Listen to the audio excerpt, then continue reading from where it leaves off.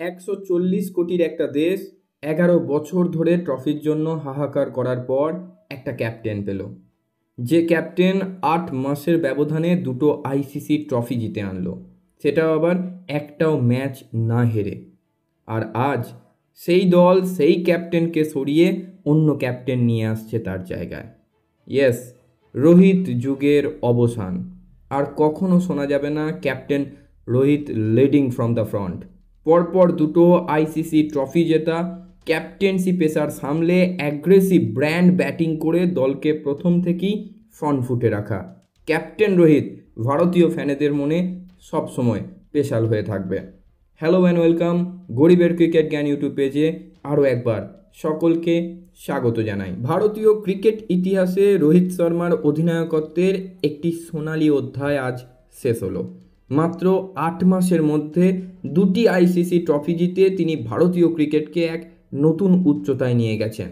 এই সময়ে তার নেতৃত্বে টিম ইন্ডিয়া যে দাপট দেখিয়েছে তা দীর্ঘদিন ক্রিকেট প্রেমীদের মনে থাকবে।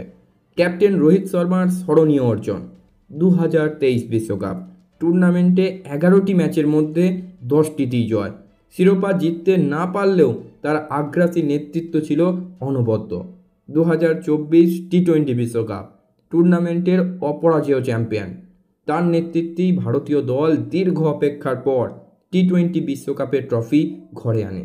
2025 চ্যাম্পিয়ন্স ট্রফি, এই টুর্নামেন্টেও অপরাজেয় থেকে শিরোপা জয় করে টিম ইন্ডিয়া। মাত্র 8 মাসের ব্যবধানে দুটি আইসিসি ট্রফি জয়। রোহিত শর্মার এই অবিশ্বাস্য সাফল্য তাকে ভারতের সর্বকালের অন্যতম সফল অধিনায়কের আসনে বসিয়েছে এবং আমার মনে হয় ভারতের সর্বকালের সেরা একদিনের ক্রিকেটের অধিনায়ক রোহিত শর্মাই। 56টা ওডিআই ম্যাচে তিনি দলকে নেতৃত্ব দিয়েছিলেন, তার মধ্যে 42টায় জয় পেয়েছিলেন। 76% তার উইনিং পার্সেন্টেজ, এটা সত্যি অবিস্মরণীয়। এবং টেস্ট ক্রিকেটের পর এবার ওডিআই ক্রিকেটেও শুরু হলো শুভমান গিল জামানা। অর্থাৎ অস্ট্রেলিয়া সিরিজের ওডিআই স্কোয়াডে রোহিত শর্মা থাকলেও ক্যাপ্টেন বানানো হয়েছে Shubman গিলকে।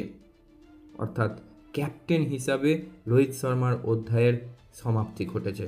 Thank you thank you for the টি-20 world cup and the champions trophy. তবে ক্যাপ্টেন হিসাবে তার যাত্রা হয়তো শেষ হলো ঠিকই, কিন্তু প্লেয়ার হিসাবে 2027 বিশ্বকাপে তাকে দেখতে চাইবে তার অগণিত ক্রিকেট ভক্তরা।